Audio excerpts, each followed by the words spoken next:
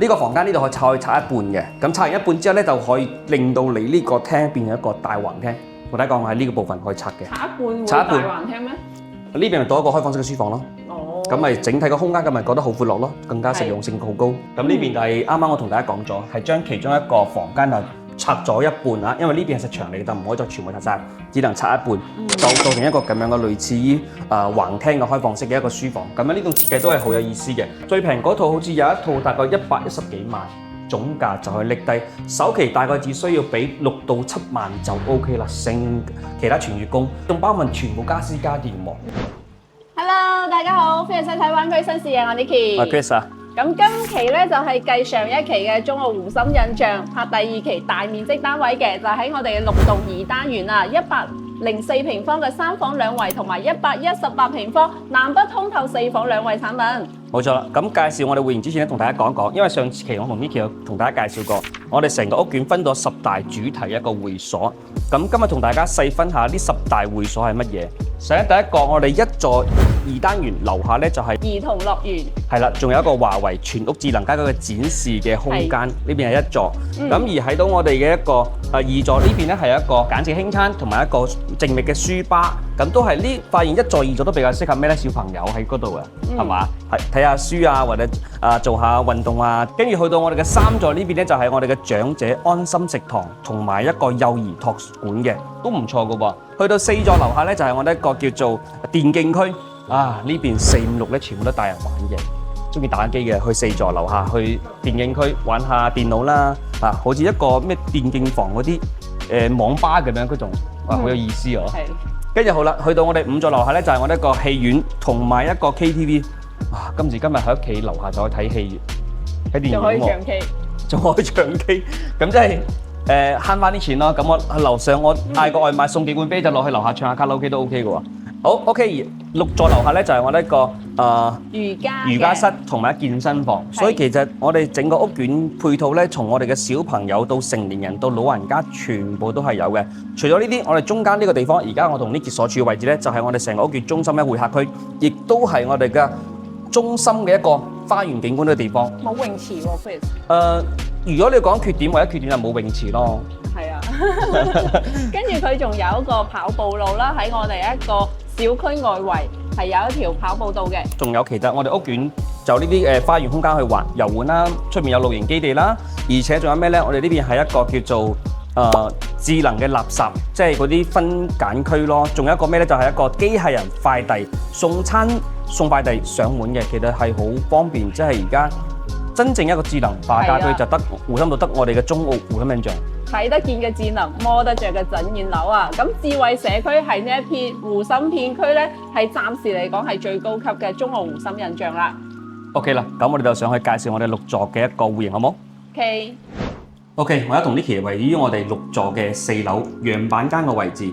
咁呢邊同中澳春城嘅應該係5期產品，40座、41座、42座產品差唔多，都係2個104同埋2個118嘅單位。而佢分開咗兩邊嘅，咁呢邊咧就係1梯2伙，嗰邊1梯2伙，相當於係我哋一成層嚟講係2梯4伙嘅單位。但係呢種設計有好嘅地方就係佢將2個單元分開咗，咁到未來我哋嘅呢邊嘅01單位同埋02單位，佢就唔會樓望樓。係啦，即係從風水上嚟個學嚟講會好翻少少，個戶型會更加靚。但係都有個弊端就係咩咧？呢條走廊對應翻出嚟嘅就係我哋嘅03、04單位，佢哋啲房間同埋洗手間會望住呢條走廊，所以其實對03、04係極其嘅唔友好，對01、02有好啲嘅。呢啲設計嘅短板冇辦法嘅，你只能話睇對邊個好啲。所以我更加建議咧，如果你哋係6座，我更加傾向你哋買翻118呢個單位，即係01、02會好好多。係，咁我哋依家先嚟感受一下118平方南北通透雙露台望人哋小區嘅。咁呢個單位亦都係我哋嘅交樓標準嚟㗎，除咗我哋呢啲係叫裝啲品係冇嘅，其他全部都係有嘅。入戶嘅一個鞋櫃、玄關櫃做好晒啦，呢邊哇好幾好，坐喺度換鞋幾方便係嘛？而喺右手邊對住嘅就係我哋第一個房間客房。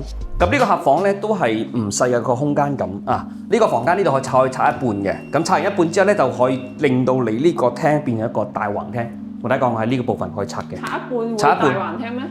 呢邊咪多一個開放式嘅書房咯。咁咪整體個空間咁咪覺得好闊落咯，更加實用性好高。咁佢南北通透係樹廳嘅設計嚟嘅，咁我哋個主露台咧就係望翻我哋嘅小區園林啦，咁佢咧就係東南朝向嘅。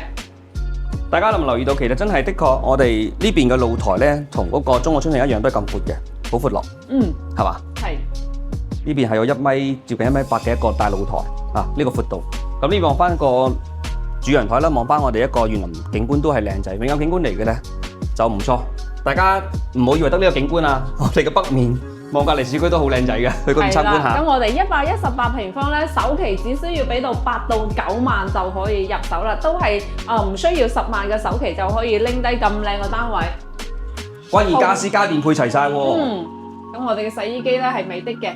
咁呢一個咧係生活露台啦，生活露台咧就望住隔離小區嘅園林啊，佢個公園啦。咁呢一個位置咧係中軸位置，所以佢係會比隔離嗰兩戶咧個景觀視野更加開闊嘅。所以我哋嘅01單位呢邊呢個景觀會比02單位仲靚仔個景觀面，因為佢02啱好望住隔離對面嗰個應該係南安柏岸嘅，呢個係幾座咧？啊，應該係我哋呢個係八座，係啦，冇咗呢個8座嘅單位。所以其實佢就01，大家記得如果係6座呢邊中意118單位嘅，盡量偏向於揀01單位。係咁相信啦，呢個單位咧都係會更加貴少少嘅。咁嚟到咧就係我哋嘅大 U 廚房啦，同時咧都係 Chris 最中意嘅地方啦，佢可以大顯身手咁樣煮翻10幾個菜。成日都咁講，又想呃我煮飯食落去。啱先我哋嚟嘅路上咧。峰哥咧就話：等一下去喜哥家裡煮菜菜那麼近，他就這樣說啦。入去嗰個煮飯食啊，咁咪去白蘭頭買個海鮮咪過去都好快啫嘛。係啊，係。OK，咁呢邊就係客廁位置，咁客廁位置其實你見到都係相對比我哋之前嘅係2房3房單位係大咗少少嘅，其實都係好啱用嘅啦，足夠用。加上大家如果有需要，可以將個鏡櫃 set 埋過去，咁當然呢邊交邊就係咁樣，但係都足夠用嘅啦。咁而呢邊呢個房間咧，就係望翻我哋一個北向，就望翻隔離嘅南安柏岸嘅景觀。咁景觀面都唔錯，大家見到全屋嘅窗簾都幫你做好晒㗎啦。咁我哋一個主人房同埋我哋客廳呢邊咧，就係一個電動嘅窗簾位度，係啦。咁睇翻呢個第3個房間，呢邊係望翻我哋園林嘅一個景觀面。咁呢邊衣櫃全部到頂係全部 set 好晒俾你。所以呢單位咧，基本上你唔需要添置太多嘢，只需要買翻個床上四件套就可以入住啦。係啦，咁嚟到啦我哋嘅主人房啦，主人房都好多人講廁所對住咗床啦。咁同時我哋呢度係可以整個玄關門啦，係唔會對沖翻嘅，即係好似一個小型嘅衣帽間咧係 OK 嘅。咁再者咧，我哋主人房嘅套廁咧，佢就唔係話一條直線嘅，咁佢分兩邊，咁可以睇到呢個企缸位咧係好闊嘅，真係好闊嘅企缸位。跟住呢度同時咧都係有個飄台啦，咁呢個飄台咧係唔可以拆㗎。咁最重要咧就係呢度嘅低首期啦、低單價啦。含有我哋嘅精裝啊、現樓啊、家私家電同埋華為鴻蒙系統，全部冚唪唥俾晒你。係啦，咁其實講真，即係話 Niki 講到係屬於現樓啦。咁我哋而家係今年嘅12月3號收樓，咁而家其實已經去到6月份，即係半年時間。正常我哋辦按揭、辦認購，整個流程都大概都要需要3個月嘅時間到放款。所以相當於我哋只需要等多喺放款之後等多3個月就可以拎包入住嘅啦，係好方便嘅。係啦，咁依家咧就係嚟到我哋03戶型嘅104方3房2衛嘅。咁呢一個咧就係創意洋板間嚟嘅，我哋就僅供參考下。之前有帶過啲客戶過嚟睇呢個單位，咁就佢就話：哇，呢啲裝修真係靚仔嘅。但係講真，就可能偏向於啲年青人一代嗰種設計啦，嗰種諗法咯。咁呢邊就係啱啱我同大家講咗，係將其中一個房間就拆咗一半啊，因為呢邊係食牆嚟，就唔可以再全部拆晒，只能拆一半，就做成一個咁樣嘅類似於橫廳嘅開放式嘅一個書房。咁樣呢種設計都係好有意思嘅，咁令到你嘅感官視覺覺得呢個房間係好大好闊落。咁呢邊咧，佢頭先同隔離嘅即係之前嘅一座嗰邊嘅105單位好似嘅，就係我哋嘅第一個客房咧，佢對開出嚟呢個露台同呢邊係連通嘅。係。咁同大家講講交標咧，交標咧唔係咁樣嘅喎，到時呢邊係一個推拉門，呢邊都推拉門，呢邊一個開放式嘅一個露台嚟嘅。咁呢個設計師咧真係好年輕化，即係可能佢自己中意電競啊，或者一啲收藏下嗰啲擺件嘅。咁呢一個咧同時係一個房間嚟㗎。咁對開咧就係我哋一個客廁位置啦，都係做咗創意嘅。咁最嚟到咧就係第二間客房啦。第二間客房兒童房啊，做咗張細床啦，跟住掛咗好多玩偶啊，同埋我哋個書台、衣櫃啊，都幾得意下嘅。如果有屋企有小朋友嘅情況下咧，可以參考下呢一種 design，小朋友一定會好中意嘅。我女應該好中意呢間房間，因為我屋企都買咗好多公仔俾佢。但係咧，其實我喺呢度都同大家講講，其實小朋友身邊瞓覺嘅地方唔適合擺太多公仔。第一個會可能會有少少嗰啲毛啊，會影響個鼻炎。因為我小朋友因為咁樣，所以我而家就基本上將啲公仔全部掉晒出去裏面，我唔俾佢擺喺房間度嘅。大家要注意下溫馨提示啫，冇特別嘢。咁呢度咧就係一個啱先講到，其實佢係一個簡單嘅玄關啦。咁我哋可以做個玄關櫃啊，或者做個玄關嘅衣帽間會更加靚仔嘅。有個 L 字形一個衣帽咯，一個衣帽間咯。咁佢利用我哋嘅飄台啦，就係做咗個梳妝台咯，都係睇翻個人喜歡啦。咁最後咧就係嚟到我哋主人房嘅套廁位置啦，都係做咗創意嘅，嗰啲瓷磚上牆啊，同埋啲色調係唔一樣嘅，所以佢呢一個設計咧係比較年輕化少少。但係佢呢個講緊佢呢個洗手間呢個作呢種設計我幾中意喎，好特別，係好靚，而且好舒服嘅。即係唔係話其他房好舒服，即係特別呢個我係特別中意啲嘅，個人中意嘅啫。咁 OK，咁呢個單位咧，而家目前我哋嘅總價其實性價比係好高嘅。為最平嗰套好似有一套大概110幾萬，總價就可以拎低，首期大概只需要俾6到7萬就 OK 啦，其他全月供。咁而且仲包含全部家私家電喎，所以其實你整體嘅性價比嚟講係好高嘅。咁目前嚟講，你喺湖心路，你假如要買一個大概咁樣嘅3房單位，你唔單止要俾15%嘅首期，仲要如果想拎翻入住嘅話，仲要買啲家私家電。咁嗰度加埋落起身，起碼要加埋起碼30貨，但係呢邊咧只需要7萬就可以拎低3房單位。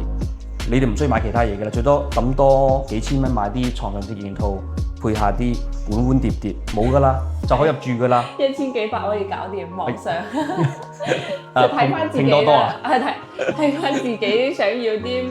唔係，依家有啲網上都幾平嘅，床上用品幾百蚊就有一套嘅。咁同時咧都會有幾千蚊啊，或者幾萬蚊一度睇翻自己想要嗰個品質啫。係啦，上次我哋帶我哋嘅專櫃嘅客戶朋友去買床，幾多錢啊？買到差唔多成皮嘢嘅嗰啲4件套，嚇咗我一跳。哇！